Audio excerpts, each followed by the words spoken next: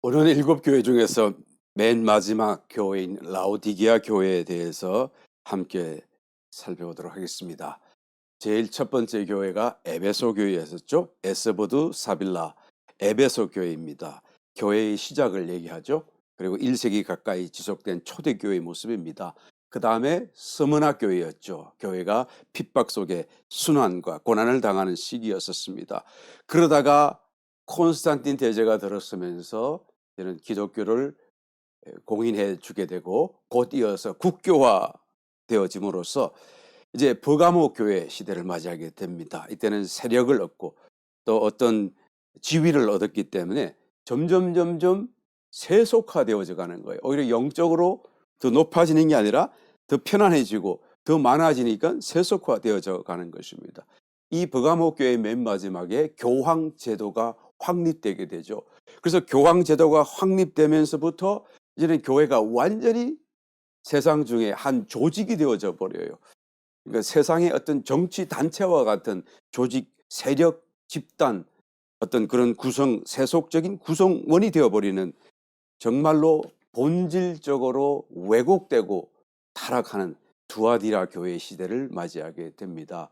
바로 카톨릭의 형편이 정확하게 이 두아디라 교회의 모습이다라고 말할 수밖에 없습니다.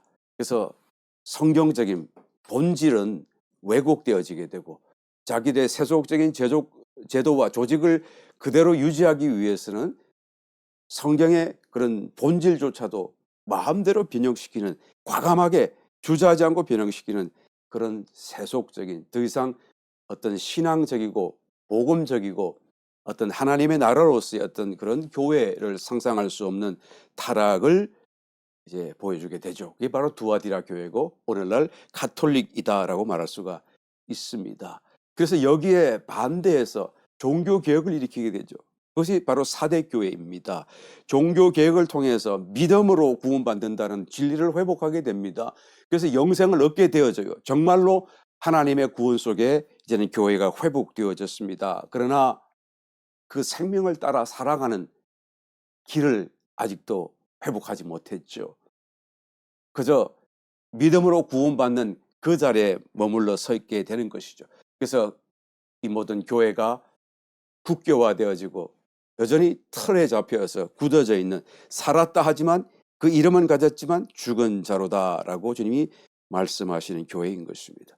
그래서 이 사대교회, 카톨릭에서 개혁하여 나왔지만 충분히 회복되지 못한 그 상태에서 다시 회복하고자 이제는 한 일단의 정말로 경건한 무리들이 교회를 형성하는 것입니다.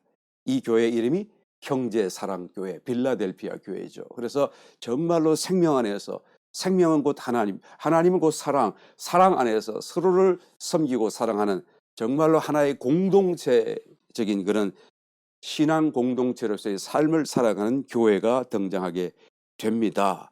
그래서 이 교회는 회복할 거 다 회복했습니다. 이제는 그것을 붙들고 그대로만 가면 되는 거예요. 그래서 빌라델피아 교회는 모든 것이 다 이제는 완비되어졌고 그대로만 변형되는 것이 없고 타락하는 것이 없고 그냥 앞으로만 가기만 하면 이제는 구원받게 되어지고 교회가 전체적으로 다 환난을 피할 수 있는 하나님의 축복을 약속받는 것을 보게 됩니다. 그런데도 참으로 안타깝고 불행하게도 여전히 빌라델피아 교회 속에도 이기는 자가 있고 이기지 못하는 자가 있더라라는 것이죠. 그래서 이기는 자로서는 그대로 다 이제는 완전한 하나님의 성도로서 덜림을 받고 또 인정을 받게 되겠지만, 이기지 못하는 사람들은 그 신앙의 열정, 그 생명의 사랑을 점점점 잊어져 버리고 이제는 라오디게아 교회로 타락을 하는 거예요. 타락했다가 회복했는데 다시 타락을 하는 것이 바로 라오디게아 교회인 것이죠. 오늘 살펴보게 될 본문 내용이 바로 이런 상태를 말씀해 주고 있습니다. 빌라델피아 교회의 타락한 모습이에요. 빌라델피아 교회에서 그대로 가면 되는데, 그 신앙 그대로 가면 되는 것을 그러지 못하고 타락함으로써 라오디게아 교회가 되는 것입니다. 사대 교회의 타락이 아니에요.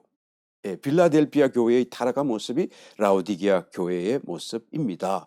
영적인 풍성함 속에서 이제는 정말 살고 누리고 그리고 증거하고 살아가야 되는 것임에도 불구하고 오히려 그것을 가볍게 여기고 그냥 타락해버리는 거예요.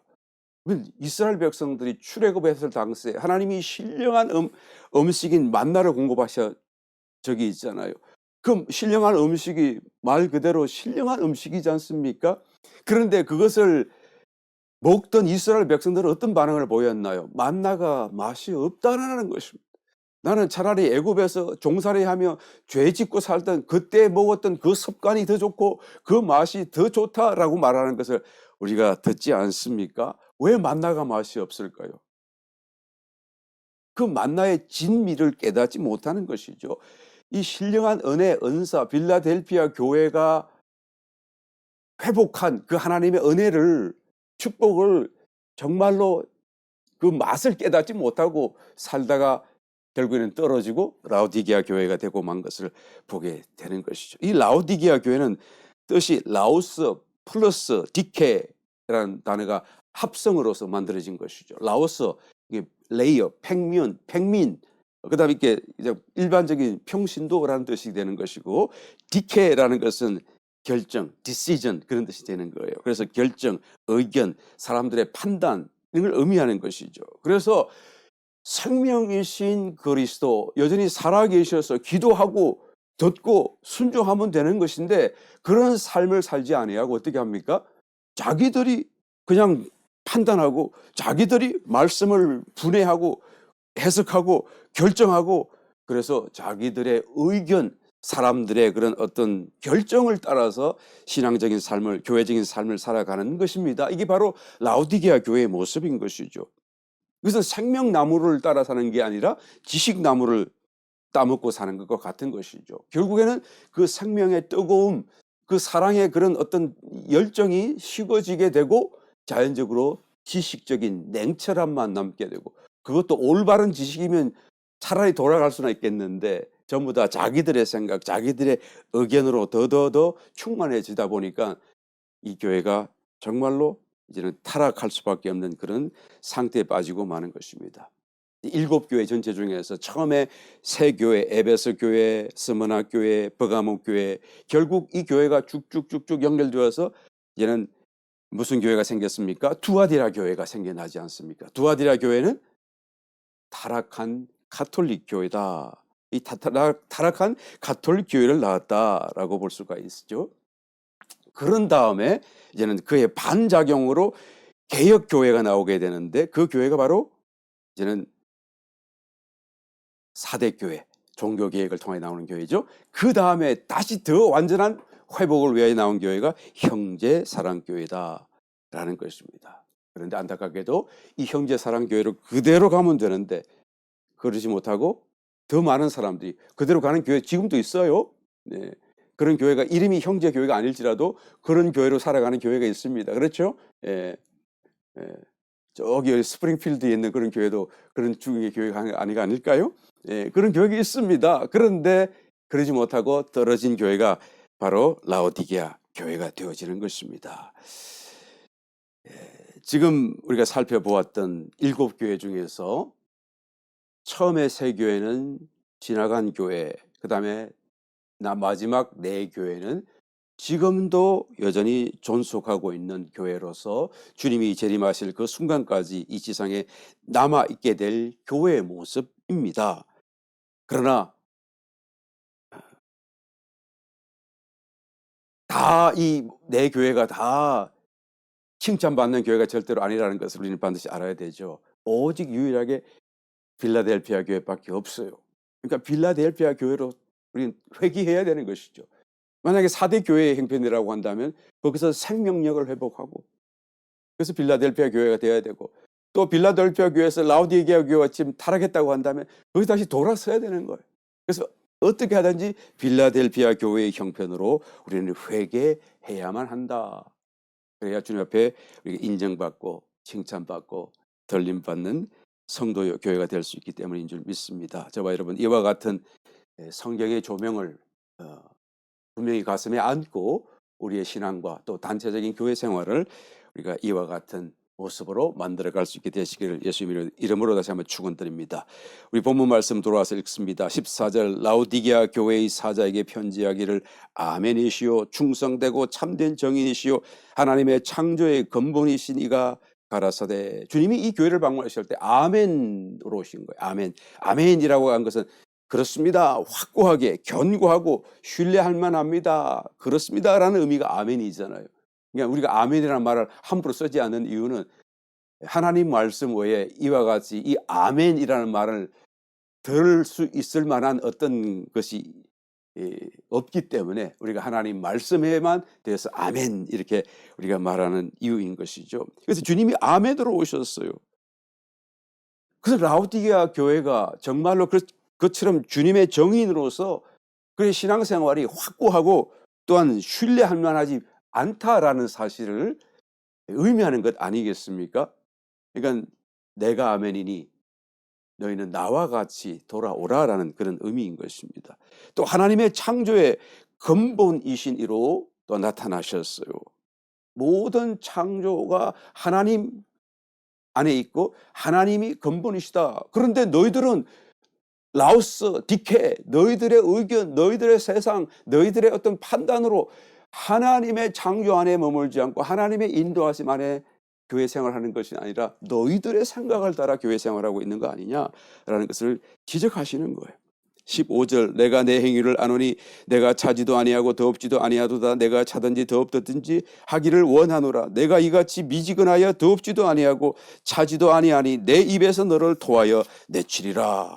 그러니까 라오디게아 교회의 문제는 행위의 문제예요. 미지근한 행위입니다. 열심이 없어요. 정말 간절함이 없습니다. 그 이유가 무엇입니까? 17절에서 다시 말합니다. 내가 말하기를 나는 부자라 부유하여 부족한 것이 없다. 하나 내 곤고한 것, 가련한 것, 가난한 것, 눈먼 것, 벌거벗은 것을 알지 못하는구나. 주님이 지적해 주시는 것을 보게 되는 것입니다. 나는 부자라. 뭔가 많다, 부유하다라는 걸 잘하는 거잖아요. 그럼 과연 이 부유하다는 것이 재물을 두고 하는 말일까요? 여러분 교회 안에서 누가 재물을 두고 자랑합니까? 그건 정말 팔푼이죠. 정말 교회 안에서 재물이 설령 많아도 그것을 공개적으로 입을 열어 나는 이렇게 부자요라고 말하지는 않을 것입니다.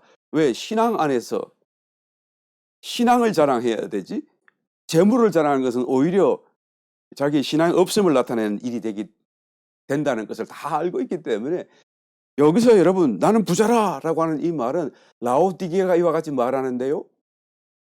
이것은 내가 정말로 재물이 많다, 우리 교회가 부자다라는 그런 말을 하는 것이 아니죠. 무슨 뜻일까요? 신앙적으로 뭔가 자기들이 풍성하다, 자랑하기 있다 이런 말 아니겠어요? 성경으로 지식적인 면에서 내가 정말 부자다, 정말 날 만한 거 안다, 우리 교회는 정말 지식적으로 완전하다 뭐 이런 거 아니겠어요? 영적인 체험으로도 풍성하다 이렇게 하는 것 아니겠습니까?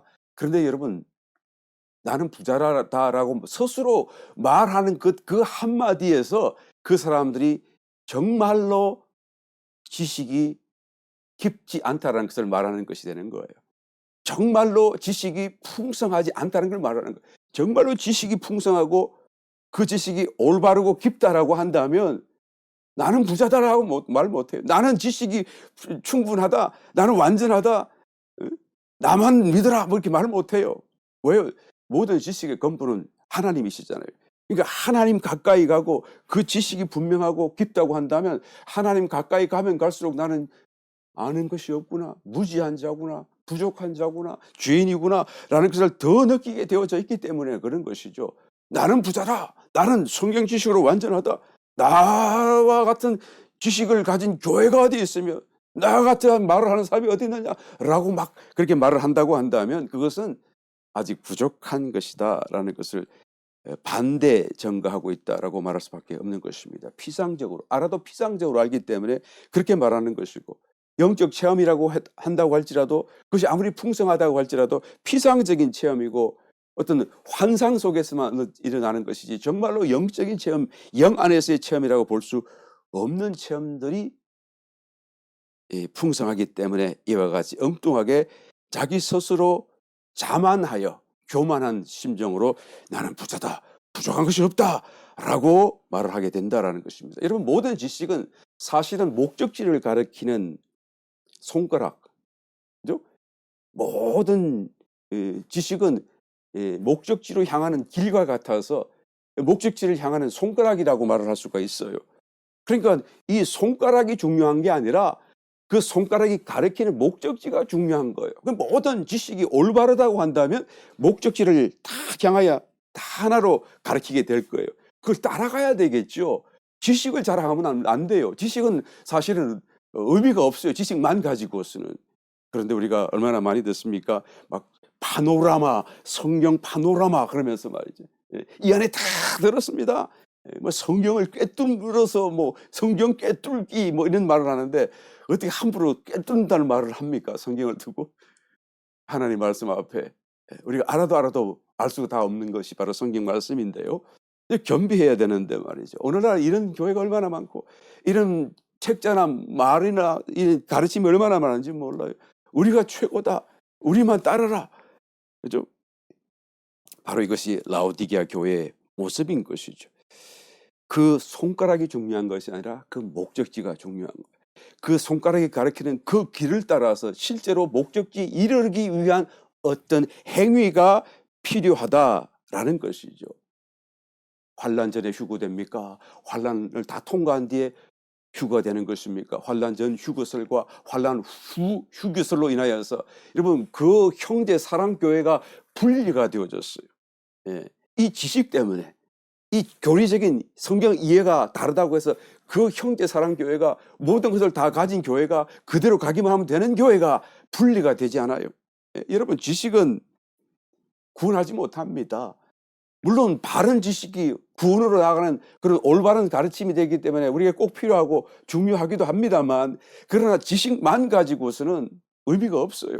그 지식을 따라 정말 그 목적지에 이르러야 되겠죠. 환난 전이든 환난 후든 그 환난 전이냐 환난 후가 중요한 게 아니라 휴거가 중요한 거예요. 그 휴거를 준비할 수 있어야 되는 것이죠. 물론 환난 전도 아니요, 환난 후도 아니잖아요. 사실은 환난 전도 맞고 또 환난 후도 맞고 그러니까 이 두 갈림파들이 사실은 완전하지 않은 지식 때문에 서로가 갈라져 버렸어요. 너무나 안타까운 사건이 아닐 수가 없는 것이죠. 여러분 우리가 지식보다도 사랑, 생명을 더 포커스 맞추고 주목할 수 있어야 될 줄 믿습니다. 그래야지 필라델피아 교회의 그런 생활 속에서 우리가 타락하지 않고 또한 왜곡되지 않을 수가 있기 때문이다라는 것이죠. 그래서 이 사람들이 그것을 모른 채 그냥 지식나무를 따라가다 보니까 자기들은 지식이 굉장히 깊어졌다고 생각하는데 사실은 엉뚱한 길로 더 자꾸 나아가는 그런 타락의 모습이었던 것이죠. 주님께서 그러므로 너희가 눈이 멀었구나, 벌거벗은 것을 알지 못하는구나 라고 지적해 주는 것을 보게 되는 것입니다. 여러분 성경에서 벌거벗었다라는 것은 옷을 의미하죠. 이 옷이라고 하는 것은 우리 벌거벗음을 부끄러움을 가리는 옷이라고 하는 것은 우리의 행위를 의미하잖아요. 그 행위라고 하는 것이 스스로 하는 것이 아니라 우리 속에 계신 그리스도를 우리가 듣고 순종하여 살아낸 결과로 우리에게 입혀지고 우리를 감싸주는 것이 바로 성경이 말하는 흰 옷이고 우리가 입어야 할 옷이잖아요.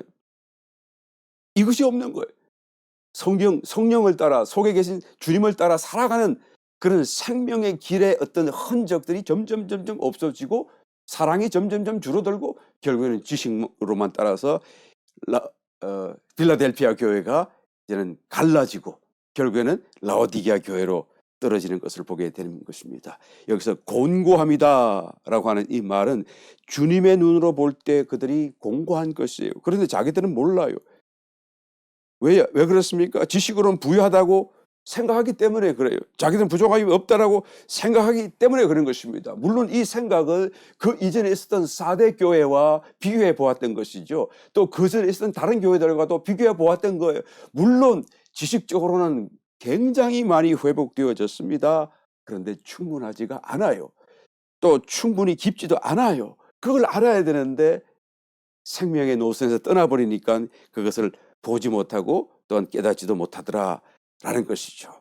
정말로 우리 속에 계신 그리스도, 살아계신 그리스도를 듣는데 또 순종하는데 또 그것을 또한 간증하며 드러내는 데 있어서 너무나 애처로울 정도로 빈궁했다라는 것을 주님이 지금 말씀해 주고 있는 것입니다. 거기다가 눈까지 멀어버렸어요. 영적인 세계와 영적인 일들을 보지 못하는 것입니다. 영적인 통찰력이 없어요. 무엇이 영에서 나온 것이고 무엇이 혼에서 나온 것이고 무엇이 영에 속했으며 무엇이 혼에 속했는지 구별하지 못합니다. 영적으로 눈이 어두우면 정말 어두워요.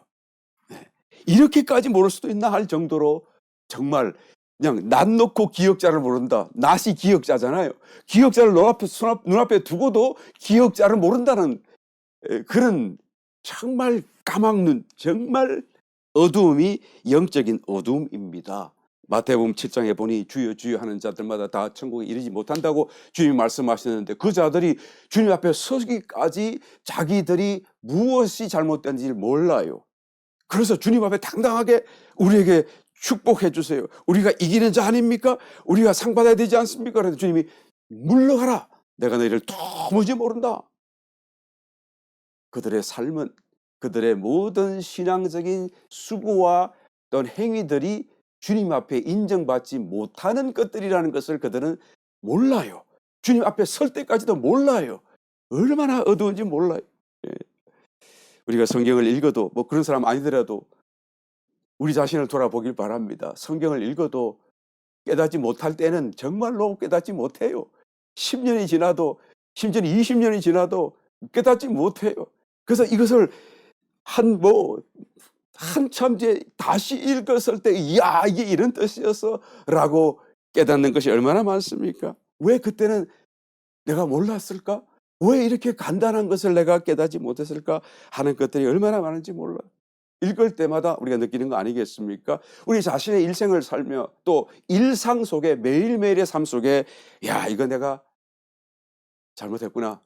이렇게 하면 안 되지라고 생각을 하면서도 어떻게 합니까? 또 반복하고 또 그 다음날 잊어버리고 그런데 사실 나는 이것이 잘못이다라는 것을 안다라고 생각하지요? 그런데 아는 게 아니에요. 반복한다는 것은 회개를 하지 않는다라는 것은 내가 진정으로 그것을 아는 것이 아니다라고 말할 수밖에 없는 것이죠. 내가 그렇게 아는 것으로 착각하면서 생각할 뿐이다라는 것이지 아는 게 아니에요. 내가 이게 잘못이구나, 이렇게 하면 안 되는 것이구나 라고 아는 게 아니죠. 정말로 안다고 한다면 깜짝 놀라서 거기서 돌아서게 될 수밖에 없어요.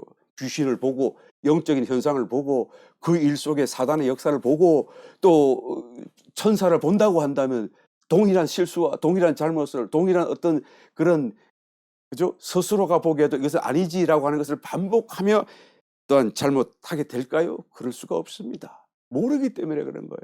정말로 영적으로 어두우면 모세가 주님 앞에 부르심을 받았을 때 그냥 자꾸 미적미적 그러니까 네 손에 든 것이 무엇이냐? 지팡이입니다. 던져라. 던져보니까 그냥 그게 뱀으로 변하잖아요. 그래서 어떻게 합니까? 깜짝 놀라서 피합니다. 뱀. 그 하나님이 또 말씀하죠. 잡아라. 꼬리를 잡아라. 잡으니까 다시 지팡이가 되잖아요. 그래서 지팡이를 손에 들었겠죠. 그런데 모세의 마음이 어땠을까요? 여러분, 이 지팡이를 들고 있는 모세의 마음이 예전 같지는 않았을 거예요. 예전에는 이 지팡이가 정말 좋았고 나에게 의지가 되고 나의 힘이 되어졌고 나의 정말 어떤 애용하는 어떤 물품이었는데 의지하는 대상이었는데 어떤 생각이 들까요?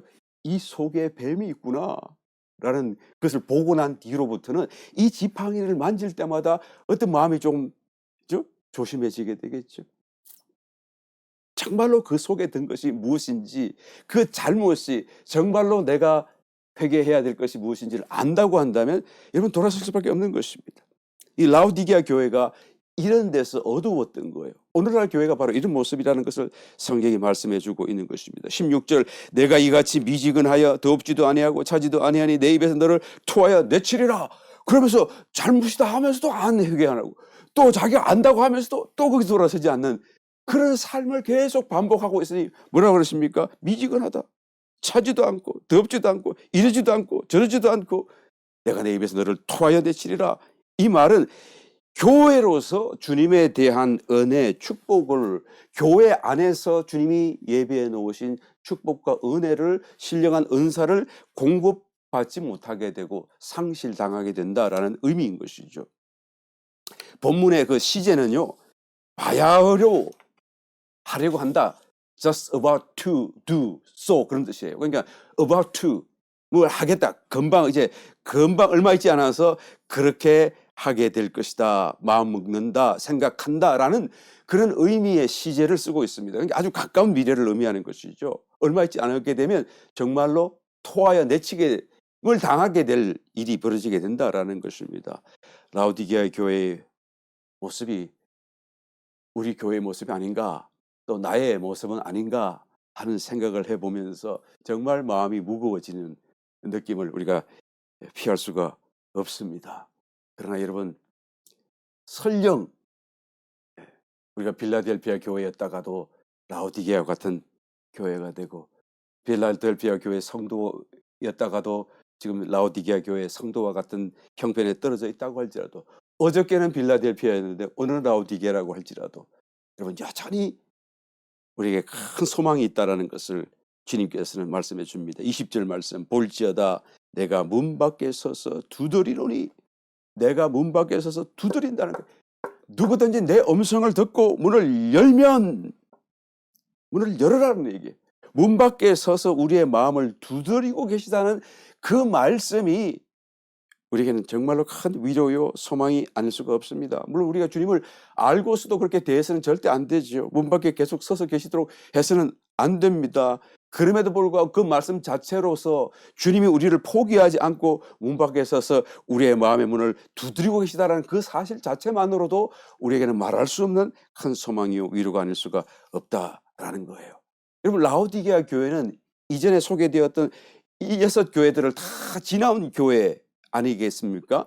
그 과정을 다 지나왔어요. 그러니까 회복되었다가 타락하긴 한 상태이긴 하지만, 그러나 이미 굉장한 어떤 영적인 수준, 진보를 이룬 상태에 있다라는 것이죠. 그러니까 믿음의 선조들의 그 수많은 깨달음, 그런 어떤 영적인 체험들, 그런 보화들을 우리 라오디게아 교회의 시대 속에서는 다 물려받았는 거예요. 그러니까 우리의 지금의 상태가 비록 타락하고 떨어져 있을지라도 정말로 우리가 가진 것은 그들의 보화들 위에 서 있는 거예요. 그들 위에서 더 멀리 바라볼 수 있는 그런 어떤 은혜의 상태에 들어서 있다라는 것을 우리는 알아야 되죠. 그러니까 주님이 이토록 가까이에서 우리의 마음의 문을 두드릴 정도가 되어 있는 거예요. 우리가 정말 마음의 문을 열기만 하면 주님을 금방 우리가 체험할 수 있는 그런 상태가 되어져 있다는 것을 우리가 깨닫는다고 한다면, 내 형편이 어떠하든지 나의 실패가 얼마나 깊었을지라도 여전히 우리는 큰 위로와 소망 속에서 우리의 신앙을 다시 한 번 더 회복할 수 있다는 것을 말할 수밖에 없습니다. 여러분, 할 수 있습니다. 예. 회복했지만 타락했거나 또 회복의 길로 들었었지만 여전히 미미하거나 온전하지 못하다고 할지라도 여전히 할 수 있다라는 것을 우리 라오디게아 교회의 모습을 통해서 우리는 발견할 수 있다라는 거예요. 아직 기회가 있습니다. 아직도 주님이 우리의 마음의 문 밖에서 두드리고 계시다라는 것을 우리는 알아야 되죠. 18절 말씀, 내가 너를 권하노니 내게서 불로 연단한 금을 사서 부요하게 하고 흰옷을 사서 입어 벌거벗은 수치를 보이지 않게 하고 안약을 사서 눈에 발라 보게 하라. 이게 주님께서 하시는 처방이에요. 만약에 빌라델피아 교회였는데 오늘 내가 라오디게아 교회가 되었다라고 한다면 주님께서 하시는 이 처방을 따라 우리가 회복할 수 있는 것입니다. 첫 번째로 불로 연단한 금을 사라 그 말씀입니다. 이것은 믿음을 위한 시련을 의미하는 것이죠. 불같은 시험을 통하여 우리의 믿음이 실현되는 것을 알고 그 시험을 꿋꿋이 견디고 이기고 또한 통과하여 승리하라는 말씀인 것입니다. 그렇게 되면 우리의 믿음이 정금같이 이제는 순수해지고 더 강력해진다라는 말씀을 하는 거예요. 내 믿음이 지금 약해져 있기 때문에, 내 믿음이 세상적인 것으로 다 믹스가 되어졌기 때문에 정말로 하나님을 따라가지 못하고 말씀을 순종하지 못하고 살고 있지만, 그러나 불같은 시험을 내가 너에게 허락할 텐데 견디고 이겨라 그 말이에요. 여러분, 점검 24K를 만들 때는 불이 뜨거우면 뜨거울수록 좋아요. 그래서 정말 뜨거우면 뜨거울수록 그 속에 섞인 불순물들을 완전히 다 태워내잖아요. 완전히 타고 난 뒤에는 불이 아무리 뜨거워도 이 질량 자체가 변하지 않아요. 왜? 탈 게 더 이상 없으니까요. 그만큼 순수해졌다는 의미겠죠. 그러니까 불시험이 뜨거우면 뜨거울수록 우리에게는 더 정말 또 다른 하나님의 은혜이다. 그것을 견디고 이겨라. 믿음으로 승리하라. 믿음을 더 강력하게 만들어가라 라는 말씀인 거예요. 그러니까 라오디게아 교회의 형편에 떨어진 성도라든지 교회인 경우에는 반드시 하나님이 시험거리를 주신다는 의미가 되는 것입니다. 그 시험은 은혜의 방편이에요. 회복할 수 있는 하나의 수단이요 통로인 것을 주님께서 말씀하고 있는 것을 알아야 되는 것이죠. 흰 옷, 이것은 성도의 옳은 행실이겠죠. 성도의 행실과 관련된 옷을 의미하는 것입니다. 스스로 내가 만들어내는 행위가 아닙니다. 내가 만들어 또한 보이는 그런 옷이 아니에요. 하나님이 나를 통하여 나타나시는 하나님의 증거가 바로 흰 옷이라는 것을 성경은 말씀해 주고 있습니다. 돌아온 탕자의 비유 속에서 그 탕자가 집으로 다시 돌아왔을 때 아버지가 그에게 가장 좋은 옷을 입히는 것을 성경은 말씀해 주지 않습니까? 이 가장 좋은 옷은 그 아들이 아버지로 받은 두 번째 옷이라고 할 수가 있어요. 첫 번째 입었던 옷과는 또 다른 옷인데 가장 좋은 옷이니까 지금까지 입어본 어떤 옷보다도 더 좋은 옷이에요. 이 옷은 바로 그리스도를 상징하죠. 그리스도 옷 입히는 것을 의미하는 것이겠죠.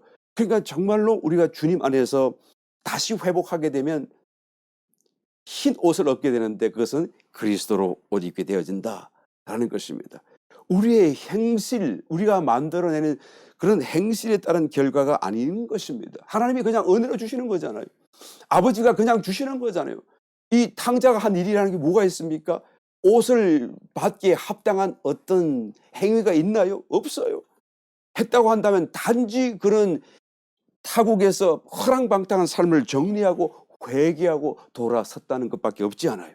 다만 돌아서기만 했는데도 불구하고 아버지는 가장 좋은 옷을 그에게 입혀주신 거예요. 그러니까 우리가 할 것은 아무것도 없어요. 사실은 하나님으로 돌아서기만 하면 돼요. 라오디게아 교회 형편에 있는 사람이라고 한다면 아무것도 할 것이 없어요. 이제 빌라델피아 교회까지 다 지나왔었어요. 이제는 압니다. 무엇이 어떻게 되어 있고 내 속에 하나님이 계신 것도 알고 돌아서기만 하면 된다는 것이죠.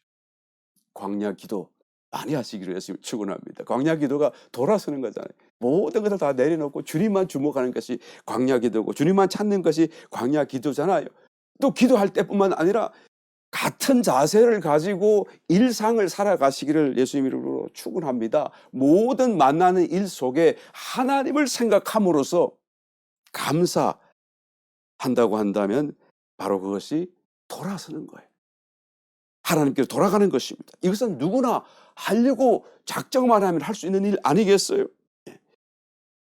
그럼에도 불구하고 하지 않는다고 한다면 그것은 정말 어리석은 사람이 아닐 수가 없습니다. 그래서 성경에서 미련한 처녀와 어리석은 처녀를 그래서 미련하다 그러고 하지 않았기 때문에 그래서 했기 때문에 참으로 슬기롭다라고 말하는 이유가 여기에 있는 것입니다. 사서 입어라. 사야 되는 거예요. 값을 치러야 되는 것입니다. 내가 하고 싶은 대로 그냥 모든 일을 다 하는 것이 아니다라는 거예요. 내가 생각하기에 정말 나는 이것을 포기한다. 내 자신의 어떤 즐거움을 희생한다라고 하는 것이 느껴진다고 한다면 그것이 바로 자기 포기요. 자기 희생이요. 사서 입는 것이다. 값을 치르는 것이다 말할 수가 있는 것입니다. 유튜브를 보고 TV 드라마를 보는데 그 본다고 해서 죄를 짓는 거 아니잖아요. 그런데 내가 좋아하지만 너무 보고 싶지만 내가 성경을 읽어야 되니 포기하겠어. 기도해야 되겠으니 포기해야겠다는 것은 그것도 바로 자기 희생인 거예요. 너무 굉장한 것을 생각하지 마시길 바랍니다. 자기가 하고 싶은 것을 다 하고 조금도 자기를 희생하는 것이 없이 흰옷을 사서는 입을 수 있는 방법은 없다. 라는 거예요. 그러나 무엇이든지 자기 희생이 있다고 한다면 그 빈 공간을 통해서 하나님이 내 속에서 나오시고 또 내 삶을 통하여 나타날 수가 있다라는 것입니다. 우리 라오디게아 교회를 보면서 우리는 무엇이든지 할 수 있는 것을 결심해야 돼요. 돌아설 수 있는 것을 돌아서야 되는 것입니다. 한 번이든 두 번이든 우리가 할 수 있는 것을 지금부터 시작해야 되는 것입니다. 새해가 되기를 기다릴 필요 없어요. 결심하는 것은 바로 당장 오늘부터 우리가 시작할 수가 있는 것입니다. 안약도 눈에 사서 발라라 라고 말하지 않습니까? 이 영의 기름 부으심을 얘기하는 것이죠. 기름 부으심을 의미하는 것입니다. 요한 1서 2장 27절 너희는 주께 받은 바 기름 부음이 너희 안에 거하나니 아무도 너희를 가르칠 필요가 없고 오직 그의 기름 부음이 모든 것을 너희에게 가르치며 또 참되고 거짓이 없으니 너희를 가르치신 그대로 주 안에 거하라. 그렇죠? 기름 부으심을 의미하는 거예요. 이 안약을 발라라 라고 하는 것은 기름 부으심, 바르심이 우리에게 필요하다라는 것을 말하죠. 이것도 사야 되는 거예요. 금도 사야 되고 흰옷도 사야 되고 안약도 사야 되는 거예요. 모두가 다 사야 되는 것입니다. 내가 정말 하나님을 위해서, 신앙을 위해서, 교회를 위해서, 주님의 말씀을 위해서 내 자신의 어떤 것이라도 포기하는 것이 있는 것인가 라는 것을 우리가 살펴본다면 내 속에 금이 있는지 흰옷이 있는지 또 아니면 안약이 있는지 없는지를 우리가 알 수가 있습니다. 대가를 지불하지 않고 이런 것은 결코 저절로 얻어지는 것이 아니기 때문이다 라는 것을 지금 라오디게아 교회 형편을 통해서 우리에게 말씀해 주시는 거예요. 20절 말씀 볼지어다 내가 문 밖에 서서 두드리노니 누구든지 내 음성을 듣고 문을 열면 내가 그에게로 들어가 그로 더불어 먹고 그는 나로 더불어 먹으리라.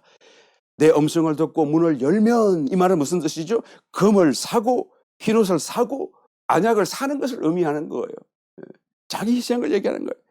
그렇게 되게 되면 주님께서는 우리 속에 주님 당신이 스스로 들어오시는 거예요. 내가 그에게로 들어가 내가 마음의 문을 열기만 하면 내가 자기 희생을 보이기만 하면 주님은 우리 속에서 우리 마음 속으로 들어오신다는 말씀이죠. 그로 더불어 먹고 그는 나로 더불어 먹으리라. 이 먹는다는 말씀은 다인 그냥 대충 차려서 먹는 게 아니고 아주 만찬을 차려서 저녁 만찬을 차려서 뭐 한 가지 음식이 아니라 여러 가지 음식을 차려놓고 풍성한 식사를 하는 것을 의미하는 것입니다. 그래서 정말로 완성의 모습, 그죠? 모든 걸 다 이루어진 그런 모습을 여기서 상징적으로 의미해주고 있는 것이죠. 이 단어 속에서 에베소 교회에서도 이기는 자들을 상으로 약속하실 때 생명나무로 먹게 할 것이다 라고 말씀하셨죠. 이것은 구원받는 것, 출애굽하는 것을 상징하고 있다고 한다면 버가모 교회에 이기는 자들에게는 감추인 만나로 먹게 하시겠다라고 하셨는데 이것은 이제는 더 엄밀하고 더 깊은 어떤 은혜의 공급을 의미하는 것이죠. 광야를 지나가는 것입니다. 구원의 어떤 그런 진전 과정을 의미하는 것이겠죠. 그리고 마지막으로 라오디게아 교회에게도 어떤 먹을 것을 주시는데 그것은 하루 중 가장 큰 식사로 다인 만찬으로 먹게 하는 것을 의미하는 것을 말하는 것입니다. 이것은 가나안 땅에 들어가서 풍성한 곡물로 한 가지 만나만 먹는 것이 아니라 풍성한 소산물을 먹는 것을 예표하는 것이죠. 가나안 땅에 들어가는 것이요. 구원을 완성하는 것을 또한 마지막 단계로서 예표하고 있다라고 말할 수가 있는 것입니다. 성도의 구원의 실제적인 완성을 의미한다라는 것을 우리가 알아볼 수가 있는 것이죠. 주님은 나의 마음의 문 밖에 서 계시고 문을 두드리고 계시고 마음을 하고 계신다라는 거예요. 그러므로 누구든지 주님의 음성을 들을 수 있는 것입니다. 마음의 문을 열기만 하게 되면 주님은 들어오시는 거예요. 그 순간 구원은 이제는 완성되어지게 되는 것이죠. 주님 우리 마음속으로 오시는 것이 구원이고 또 우리 마음속에 계시게 하는 것이 구원의 완성이게 되는 것입니다.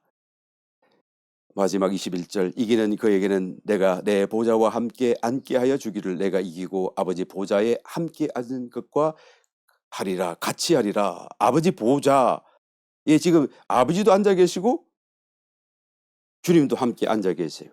그런데 보좌는 단수거든요. 한계라는 뜻입니다. 하나의 보좌에 아버지 하나님도 앉아 계시고 아들 주님도 앉아 계시는 거예요. 이것은 두 분이서 하나가 아니시면 될 수가 없는 거예요. 본래 하나이셨지만 성육신하신 주님께서도 인자로신 주님께서도 이런 영광 중에 이기시고 하나가 되신 거예요. 내가 이기어서 하나의 보좌에 앉은 것처럼 너희도 나와 함께 내 보좌에 앉게 해주겠다라고 말씀하는 거예요.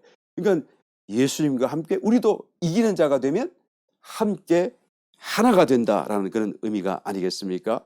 여러분, 주님이 찾으시는 교회는 빌라델피아 교회죠.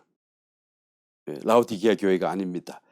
빌라델피아 교회는 이미 이기는 자의 선상에서 가고 있는데 그것을 놓치지만 않으면 되는 거예요. 면류관을 빼앗기지만 않으면 되는 거예요.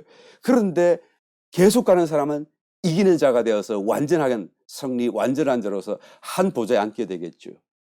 그런데 그대로 쭉 가지 못하고 떨어지는 사람은 라오디게아 교회가 되어져서 이제는 타락해져 가는데, 거기서 만약에 회개하여 돌아선다고 한다면 돌아온 탕자처럼 가장 좋은 옷으로 입게 될 것이에요. 그리고 빌라델피아 교회에 이기는 자와 같이 한 보좌에 앉게 될 것입니다.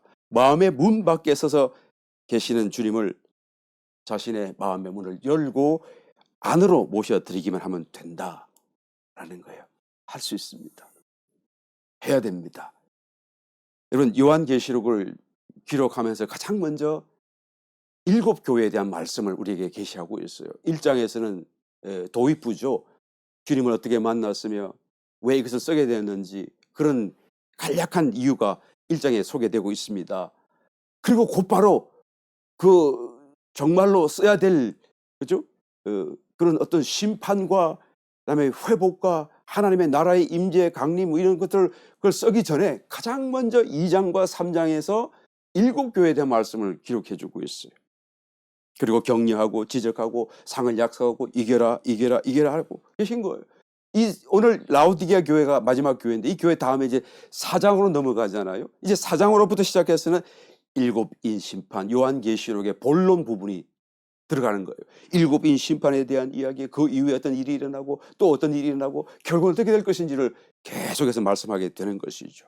이 모든 일들이 본론인데 이 본론을 말씀하기 전에 2장, 3장 가장 앞서서 교회에 대해서 말씀하신 이유가 무엇입니까? 주님께서도 우리에게 이기를 원하시는 것이 정말로 간절한 소원이다라는 것을 말씀하는 거예요.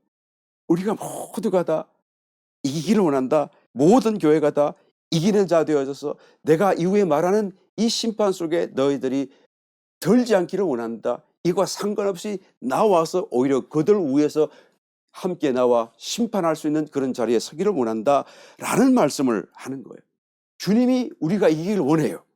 우리도 이기기를 원하잖아요. 주님도 원하시고 우리도 원한다고 한다면 여러분, 무엇이 문제입니까? 우리 이길 수 있는 것입니다. 이겨야 되는 거예요.